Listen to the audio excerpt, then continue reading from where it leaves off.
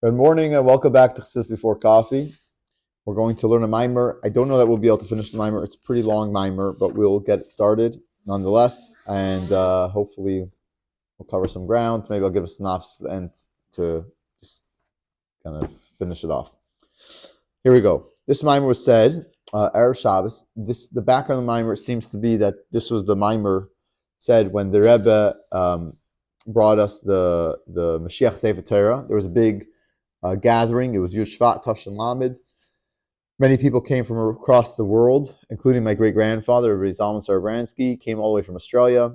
And I know that many other shluchim and people came from across the globe to celebrate and be with the Rebbe on Yud Shvat, which is the day in which the previous Rebbe passed away and which he became the Rebbe. And it's going to be the anniversary of that day, this Shabbos. So the Rebbe had a box. No one knew what was inside of it. It was a crown for the Torah, and there was a lot of excitement around this event. So the Rebbe said a mimer then, and this is the mimer. It happened on Friday afternoon, and here we go. This is the mimer. The Havin Inyan Ksivas Sefer Torah. To understand the importance or the idea of writing a Sefer Torah. Rambam writes, "Shemitzvas asay al kol ish ish." It's a mitzvah from the Torah on every single individual, Yisrael lichtov, every single Jew lichtov Sefer Torah la'atzmai, to write a Sefer Torah for himself. Shnemar, as it says, it's written, "V'ata kisvu lachem es ashira," and you shall write lachem for yourselves the song, es ashira, the song. V'hamelech mitzabe alav lichtov Sefer Torah echad la'atzmai l'shem hamelech yeser al Sefer Shiyah loin shu hediot Shnemar v'hayach shivtei al kisem mamlachtei v'kasav loyes mishneh Torah zois gomer. And a king has a second commandment. He has a second command to write a Torah. So he has to have two Torahs, the king. And he has to have it with him all his life and read from it. And essentially so that he should uphold it. So the Torah that the king would have, he would actually go to battle with, and he had it by Hakel, he would read from it. So he had two Torahs. Everyone else had to have one Torah. Who was the first person to write a Torah? Moshe. He's the faithful shepherd of the Jewish people. And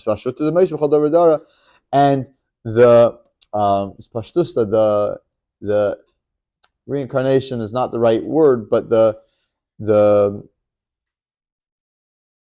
Moshe of every single generation. We'll just call it the Moshe of each generation. The way he is placed into this world, different than a reincarnation. We're not taught. It's similar to reincarnation, but it's I think a little different. It's Pashtus than Moshe. You see him Isa Erev Shabbos Kodesh, and Moshe Rabbeinu finished writing the Torah on Erev Shabbos. Why? It's explained because it says that Moshe passed away on a Shabbos, and he had finished writing the Torah the day before he passed away. That happened on Erev Shabbos on Friday. In the Tzemach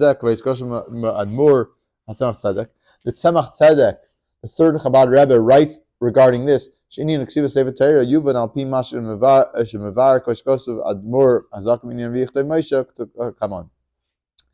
The Tzemach Tzedek says that the writing of a Torah will be understood better with regard to what the Alter Rebbe, the first Chabad Rebbe, writes with regard to Vayichtav Moshe, that Moshe wrote, as we will explain. It's written, it's written, these are the travelings of the Jewish people when they came out of Egypt, and the Friedrich Rebbe,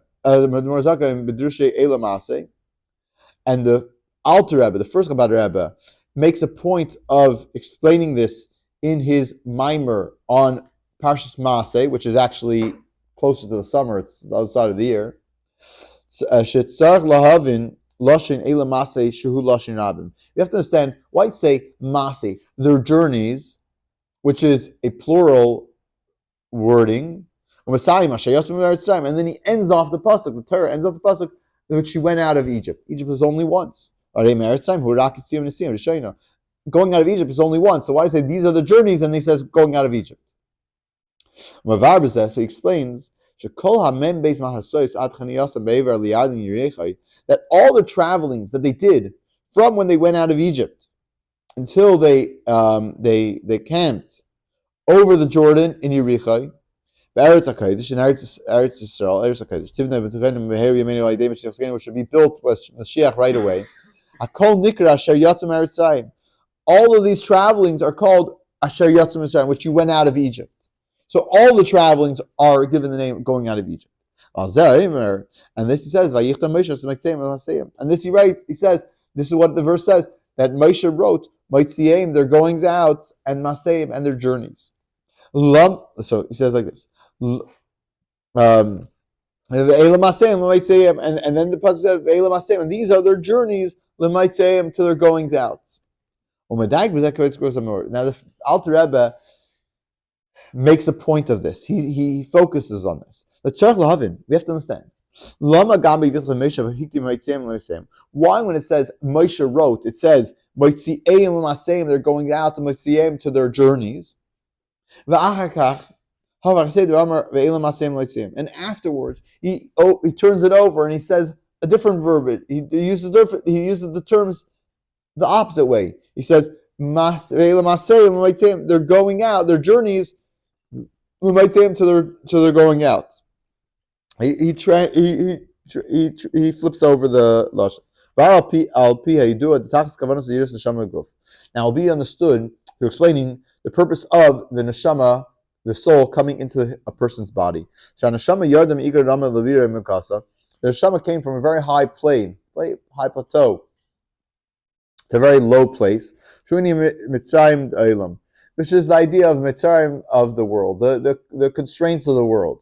Or at least the spiritual Mitzrayim. And the purpose of the neshama coming in this world is for an elevation, to be elevated through the challenges of the physical world. And the elevation is to a place that's higher than the neshama was beforehand. Because specifically through this, we understand why the neshama comes into the world. Because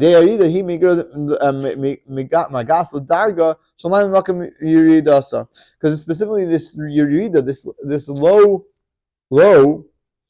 that touches to a level, it reaches a level that's higher than the place it went down, from the place that it went down from. I mean, it goes to a higher level. By coming down, it goes to a higher level than it was before. Reaches higher. And this is what it means. These are their journeys, to their going out. This is the elevation from below to above. To the level, to the higher level, which is to where they came from, where the gate went out from. Now, how do we have the ability to go down and go up higher? Where do we get that ability from? We get it from we get it from the fact that Moshe wrote as Maitzeim, they're going out the Masayim to their journeys. That what did Moshe do? He drew down from a higher place, from Maitzeim, from where they came out, from where they originated from. Makar Neshama Yisrael, not necessarily, which is the source. Makar Neshama Yisrael was the source of the Jewish people's souls. L'masayim, to their journeys, which is l'masayim, the journeys when the neshama finds itself enclosed in a body. So when the person finds himself enclosed in a body, how does he have the ability to go higher, to a higher level? It's because he first had Moshe Rabbeinu taking from their source, giving them the power, giving them the energy.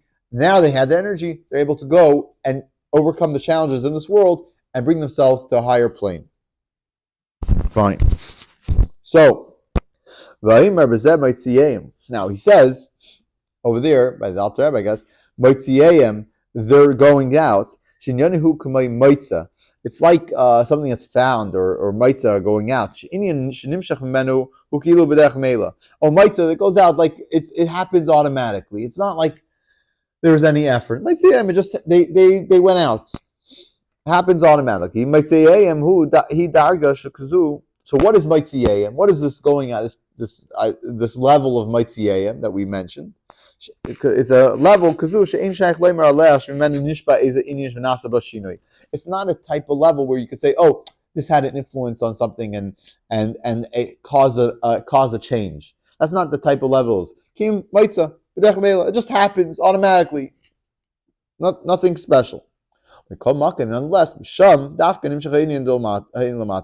specifically from there, where it happens automatically, no big deal. From there, specifically, is this idea lamata down here. Where it says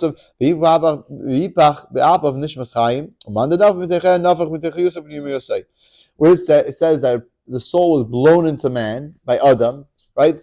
And the living soul, the soul of life was blown into man. And where does it come from? From where does it come from? Its innards, from the deep down within it, from the most inner. That's where the neshama came blown from. Again, additionally, from the word vayichtav that he wrote, it's also including that he finished. He signed it. He finished it off. Completed it. The Gemara, as it explains in the Gemara, the Kasav Law Sefer, with regard to Sefer Christus, where you write a bill of divorce, right? It says over there, Shaladas Rameir, that according to Rameir, what does Rameir say? Rameir says, the Kasav Pirushai v'chasam. He wrote Pirushai, his explanation v'chasam, and he signed it. Hainu, what does that mean? Shemoshe Paul Inyan Aksiva Achsima. Oh, I think Pirush because of law Sefer Torah. He's not talking about a divorce. He's talking about when he wrote this Torah, I think, or maybe not. I didn't look up the source. It's in Parshas Masai. But he says over there, Rameir says in the Gemara, it says because of Pirushai v'chasam. I guess it's a reference to Moshe. It has to be.